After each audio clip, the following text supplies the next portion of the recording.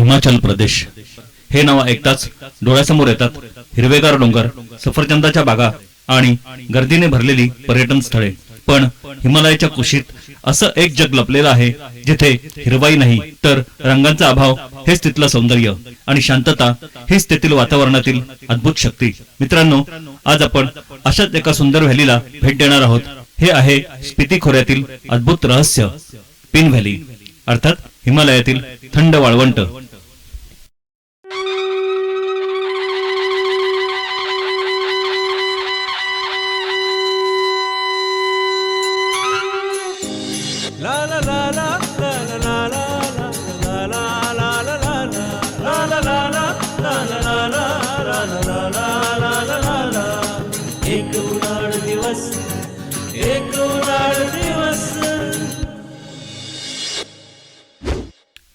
धनकर मॉनेस्ट्री पाहून आम्ही आता अशा एका व्हॅलीला भेट द्यायला निघालो जे आमच्या प्रवासातील एक ड्रीम डेस्टिनेशन आहे.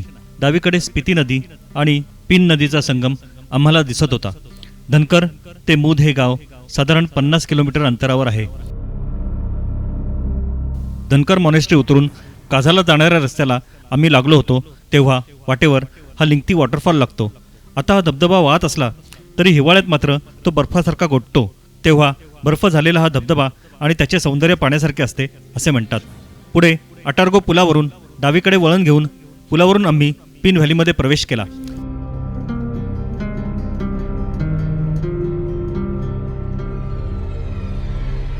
स्पिती नदीच्या बाजूने आपला होणारा प्रवास आता स्पिती नदी सोडून पिन नदीच्या बाजूने सुरू झालाय. पण हा प्रवास आम्हाला अशा एका व्हॅलीमध्ये नेणार होता जी व्हॅली या जगापासून दूर आपले जीवन आनंदाने कसे जगायचे हा संदेश देणारी आहे. माझ्या डाव्या आणि उजव्या बाजूला उंच उंच डोंगर आणि त्यामधून आपले भले मोठे अस्तित्व दाखवून वाहणारी पिन नदी आणि या नदीच्या बाजूने पिन व्हॅलीकडे जाणारा आमचा हा रस्ता. कधी डांबरी तर कधी कच्च्या रस्त्यातून आमचा प्रवास सुरू झाला. दूरवर हिमालयाची बर्फाच्छादित शिखरे, मध्येच वाटेवर भेटलेले गुराखी आणि त्यांची गुरे चारण्यासाठी ही भटकंती पाहिली की येथील जीवनाची वास्तवता आपल्याला कळते आणि आपण अशा एका दुर्गम क्षेत्राला भेट देण्यासाठी आणि तेथील जीवनाचा आढावा घेण्यासाठी निघालोय याची जाणीव होते. वाटेत आपल्याला लागलाय तो आहे टेलिंग गावासाठी पार करण्यात येणारा हा झुलता पूल.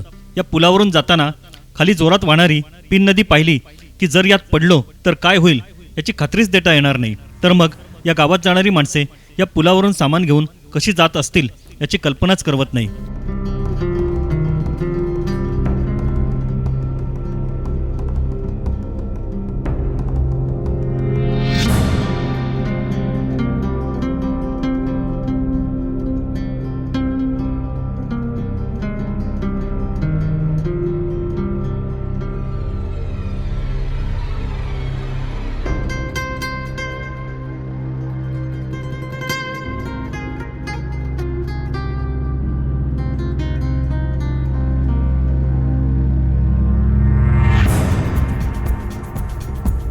पुढील प्रवासात लागणारी आणि नदीच्या पलीकडे दिसणारी छोटी छोटी गावे, वाटेवर लागणारे काही कॅम्प्स आणि हिमालयाची शिखरे पाहत आम्ही मूद गावात पोचलो.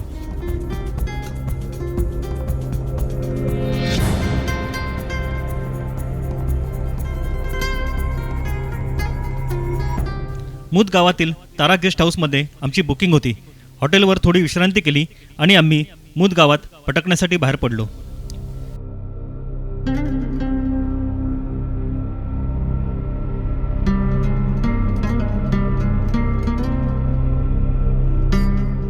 गाव कुठं सुरू झालं आणि कुठं संपला कळलं का?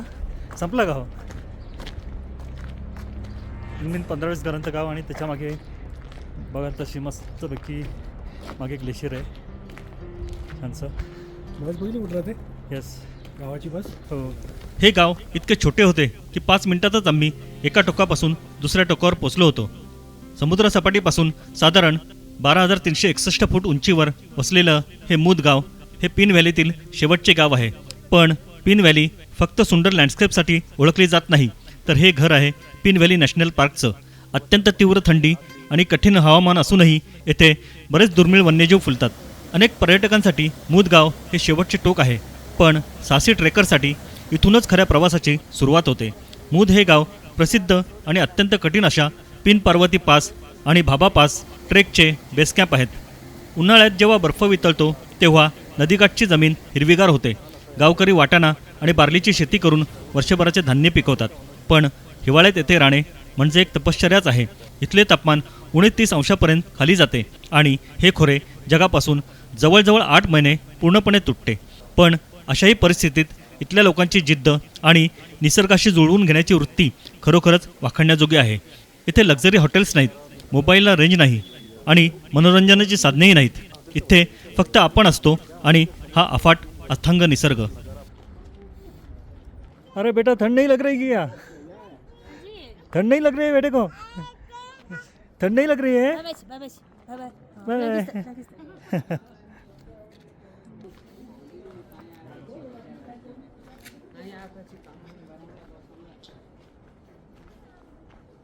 थंडी वाढली होती. गावात कोणी फिरकताना दिसत नव्हते. आम्ही जेवण केले आणि झोपी गेलो. सकाळ झाली.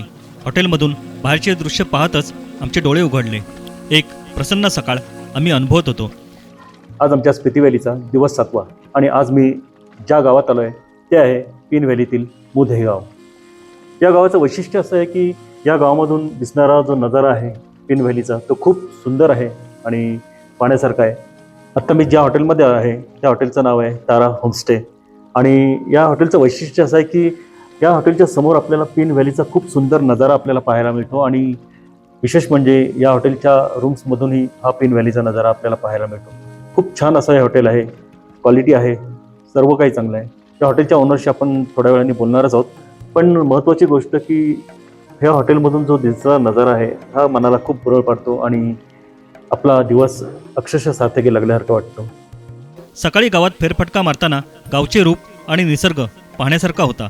मागील 7 दिवसात झालेली आमची भटकंती इथे आम्हाला आमचा क्षीण विसरायला लावणारी होती. इथं राहणं म्हणजे निसर्गाच्या सर्वात जवळ जाणं. नमस्कार, मी आता ज्या हॉटेलमध्ये राहिलो त्या हॉटेलचं नाव आहे तारा होमस्टे आणि या तारा होमस्टेचे ओनर तेंजिन डोगरा यांच्याबरोबर आता आपण थोडंसं या हॉटेलबद्दल बोलूया. सो तेंजिन जी, आप बता दीजिए आपके इस होमस्टे के बारे में, क्योंकि यहाँ से जो नज़ारा है वो तो बेहतर है, सबसे बेहतर है. हाँ जी. आप बताइए आप ये होटल के बारे में, आपका ये होटल कब स्टार्ट हुआ और कैसे आपने इसको ये किया? अच्छा, ये हमारा बहुत पुराना है जी. इसको हम 2000 मैं तो यहाँ पे 16 में आई ना शादी करके. अच्छा. ये मतलब मेरे इन लॉज 2002 से चलाते थे इनको. अच्छा. बहुत पुराना है. तो 30 साल पुराना है. 23 साल पुराने है. ये जो गांव है, ये गांव बहुत छोटा गांव है वैसे देखा जाए तो, और मेन मनाली शिमला हाईवे से वो बहुत अंदर भी है. हाँ जी. तो ये गांव इतना छोटा रह के भी यहाँ पे डेवलपमेंट और यहाँ का कल्चर कैसा है?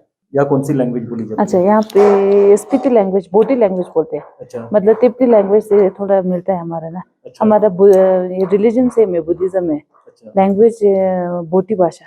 अच्छा. हाँ जी. और यहाँ पे जो खेती वगैरह होती है वो किसकी?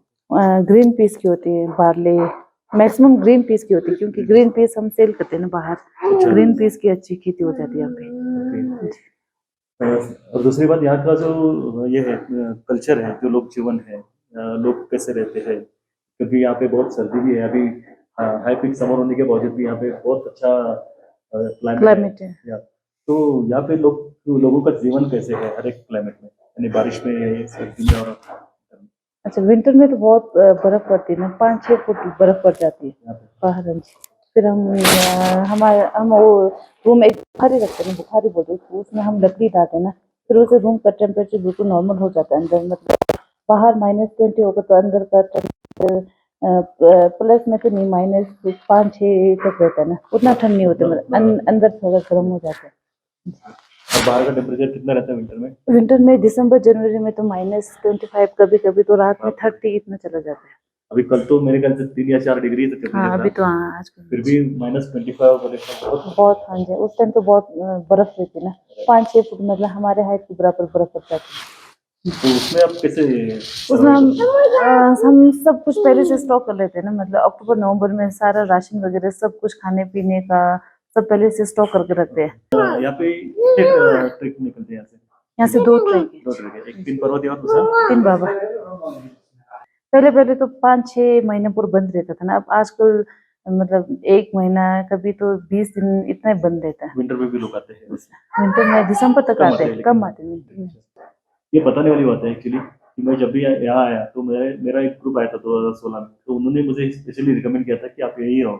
और मैं जब भी यहाँ का प्लानिंग किया तो मुझे पता, मैंने वहाँ एक्चुअली मेरा यहाँ पे स्टे नहीं था, लेकिन मैंने उनसे मांग के ये स्टे ले लिया। और मैडम ने मुझे बहुत अच्छा रूम भी दे दिया, क्योंकि मेरे सामने बहुत अच्छा पिन वैली का व्यू दिखता है रूम से। वैसे आपके रूम्स भी है, तो रूम्स कितने रूम्स है और अच्छा, क्या ऐसे व्यू फेसिंग वाले रूम टोटल हमारे पास 5 है ना। 5? बाकी 4 रूम में थोड़ा व्यू कम है, मतलब ये फ्रंट व्यू नहीं है, थोड़ा साइड व्यू है। रेट्स प्रीमियम का 42, सबसे ऊपर वाले रूम का ना 4200 2 लोगों का, खाने के साथ। खाना बहुत अच्छा खिलाते हैं हम। फिर डिलेक्स का 38, सेमी डिलेक्स का 35, इतना सीजन में। सीजन में। हाँ जी, और आप सीजनल रेट डिपेंड है। हाँ जी, हाँ जी। फिर बाकी जब रश कम हो जाता है फिर रेट कम हो जाता है। ठीक आहे, धन्यवाद. अच्छा, ठीक आहे. पिन व्हॅलीला निरोप दिला आणि आम्ही आमच्या पुढील प्रवासासाठी निघालो. जगापासून तुटलेलं पण मनाने अतिशय जोडलेलं, इथली मातीची घरं आणि इथल्या लोकांच्या चेहऱ्यावरील निरागस हास्य तुम्हाला शहराचा कोलाहल विसरायला लावतं. म्हणून स्वतःला शोधण्यासाठी आणि शांततेचा खरा अर्थ समजून घेण्यासाठी एकदा तरी या पिन व्हॅलीच्या अद्भुत दुनियेत यायलाच हवं.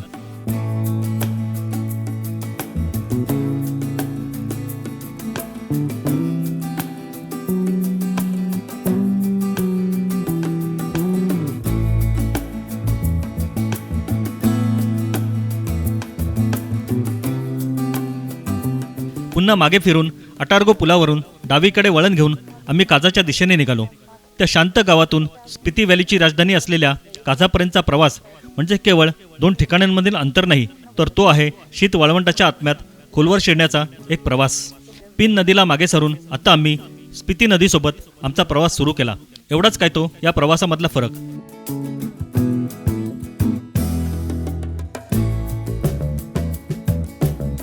कधी दोन्ही बाजूला विशाल पर्वत तर कधी मोकळीक, मध्येच ओसाड तर मध्येच झाडी असा आमचा प्रवास होता.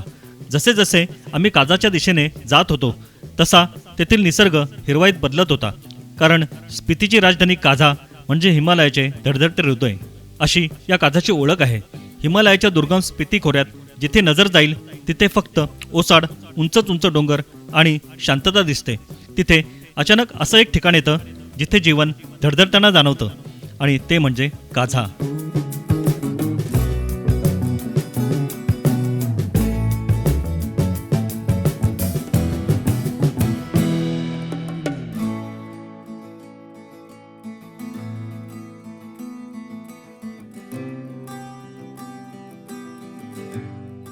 काझामध्ये प्रवेश केला. हॉटेलमधून काझाचे सौंदर्य अनुभवत थोडी विश्रांती घेतली. 12,467 फुटावर वसलेलं हे शहर म्हणजे स्पितीच्या कोल्ड डेझर्टची ही राजधानीच आणि या खोऱ्याचं खरं हृदय स्पिती नदीच्या काठावर स्थित आहे, ज्यामुळे याची भूभागीय रचना आणि हवामान तिबेट आणि लडाखसारखं आहे. या भागाचे तिबेटशी असलेले सांस्कृतिक आणि धार्मिक साम्य पाहता स्पिती व्हॅलीला अनेकदा मिनी तिबेट म्हणूनही ओळखले जाते. 14व्या शतकापासून किंवा त्यापूर्वीपासून भारत आणि तिबेट या दरम्यान प्राचीन व्यापारी मार्गावरचं काझा हे महत्त्वाचं केंद्र होतं.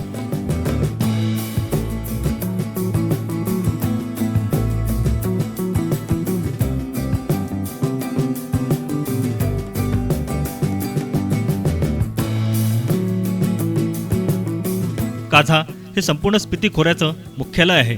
आधुनिक सुविधांनी युक्त असलेले काझा हे पर्यटकांच्या पसंतीचे पहिले ठिकाण आहे.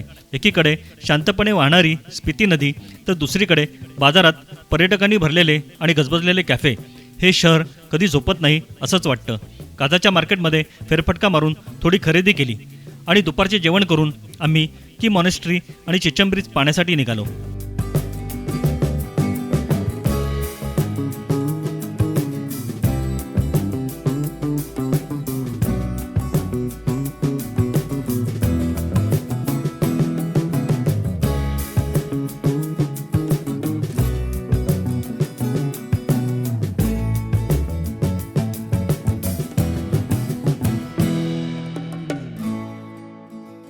काझापासून 15 किलोमीटर अंतरावर असलेली की मॉनेस्ट्री.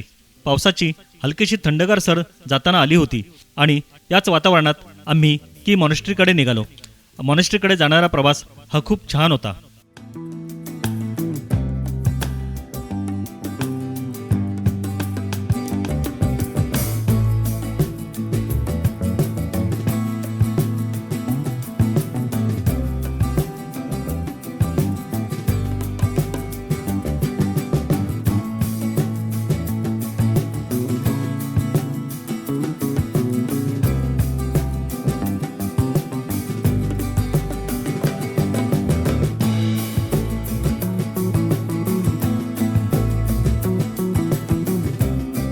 ही मॉनेस्ट्री समुद्र सपाटीपासून सुमारे 13,768 फूट उंचीवर असून एका शंकूच्या आकाराच्या टेकडीवर वसलेली आहे.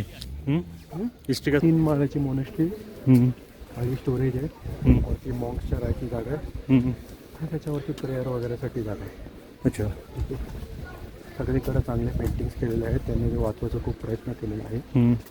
आणि ह्या मोनेस्ट्रीवर खूप प्रकारचे वर्षानुवर्ष अटॅक नाही बोलणार, बट आपत्ती आलेल्या होत्या.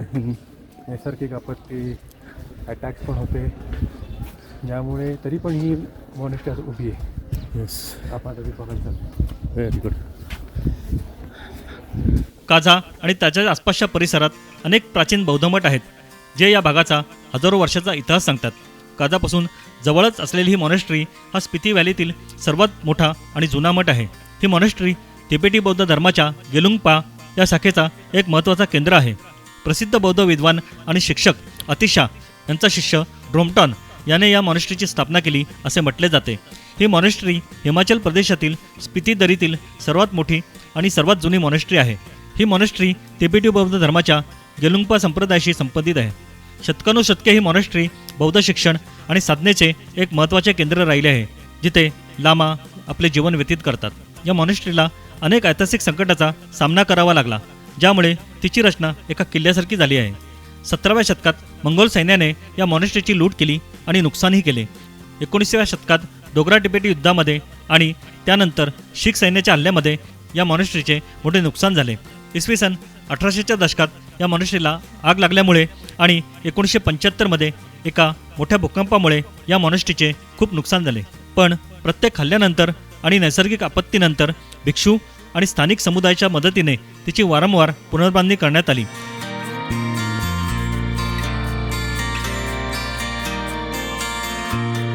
या मॉनेस्ट्रीच्या भिंतीवर प्राचीन भित्तिचित्रे आणि चित्रे आहेत, ज्यामध्ये 14व्या शतकातील काही चीनी प्रभावित कलाकृतींचा समावेश आहे.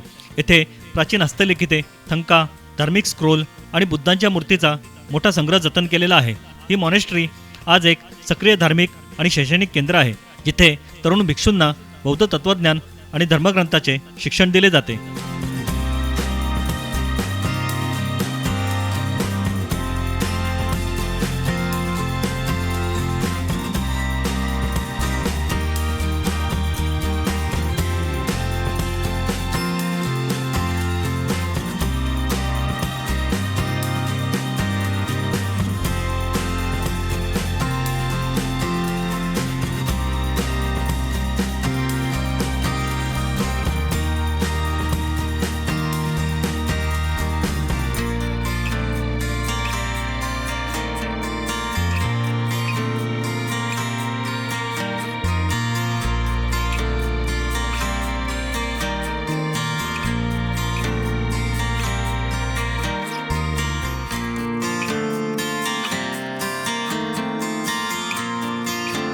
की मॉनेस्ट्रीची भेट घेऊन आता आपण निघालो आहोत ते की मॉनेस्ट्रीपासून किब्बर मार्गे 12 किलोमीटर अंतरावर असलेल्या आशियातील सर्वात उंच पुलाला भेट देण्यासाठी.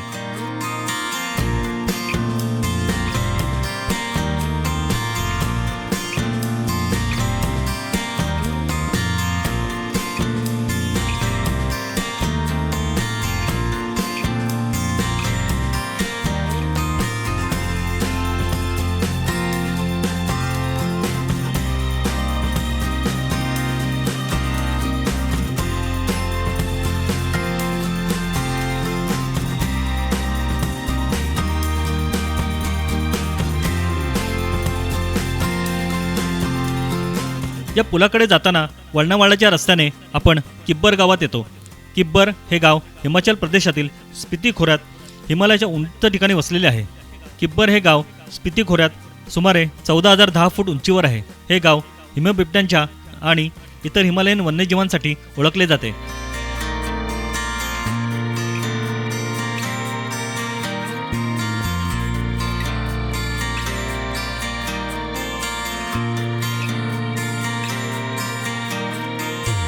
किब्बर गावाला धावती भेट देऊन आपण चिचम पुलाकडे निघतो आणि काही वेळातच आपण या पुलाजवळ येऊन ठेपतो.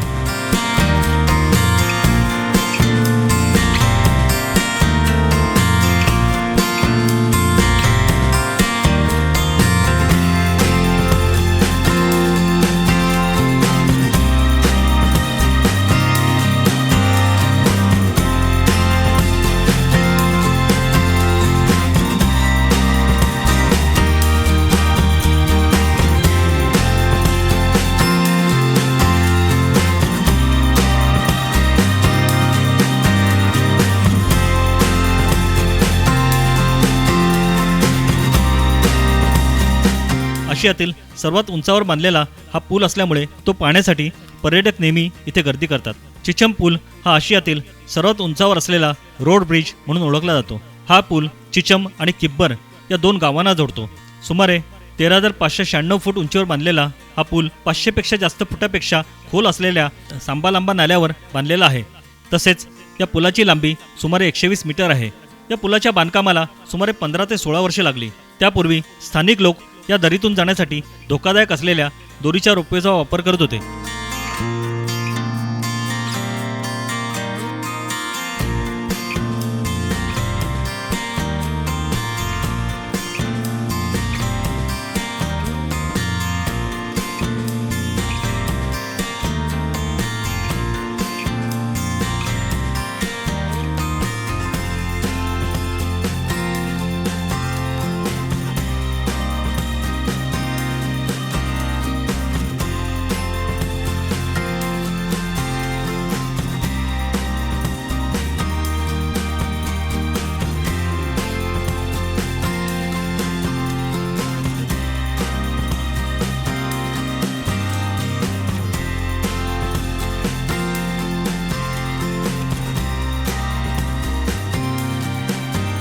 चिचम ब्रिज पाहून आम्ही काजाला परत येण्यासाठी निघालो, कारण आम्ही येथील प्रदेश पाहण्यासाठी 2 दिवस काजाला थांबणार होतो.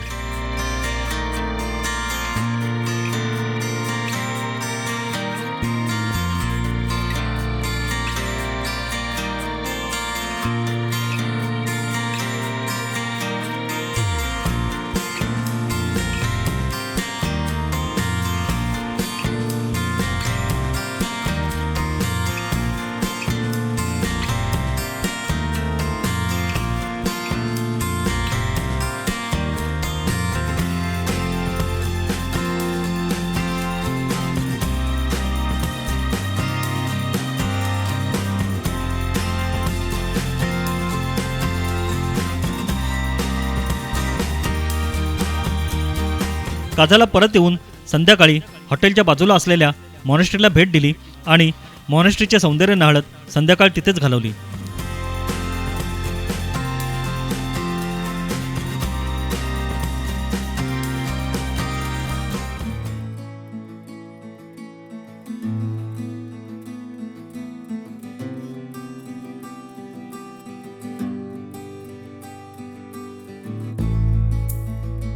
अनेक शतके स्पिती व्हॅलीवर नोनो या वंशपरंपरागत सरदारांचे राज्य होते. हे नोनो म्हणजे एका स्थानिक कुटुंबातील किंवा लडाखच्या राजाने पाठवलेले प्रतिनिधी असत. नोनोंचे निवासस्थान क्युलिंग राजवाडा आजही काजाजवळ पाहायला मिळतो. इसवी सन 10व्या शतकात स्पितीचा इतिहास प्रामुख्याने लडाख राज्याशी जोडला गेला. काझा हे ऐतिहासिकदृष्ट्या व्यापार आणि देवाणघेवाणीचे महत्त्वाचे केंद्र होते. स्पितीचे स्थानिक लडाख, कुलू आणि तिबेटमधील व्यापारी येथे भेटून वस्तूंचा व्यापार करत असत. त्यामुळे कुल्लू आणि लडाखच्या राज्यांकडून या प्रदेशावर नियंत्रण मिळवण्यासाठी अनेकदा हल्ले झाले. 18व्या शतकात पुन्हा एकदा लडाखने या भागावर नियंत्रण मिळवले. तसेच 1962च्या भारत चीन युद्धात या शहराने महत्त्वाची भूमिका बजावली होती.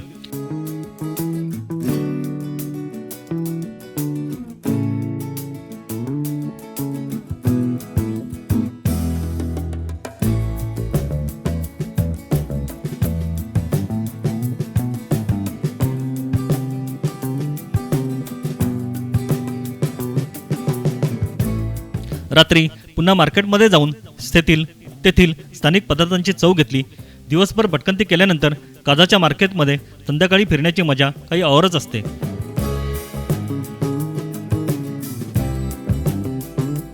आता उद्याचा दिवस एक नवीन प्रवास घेऊन येणार होता.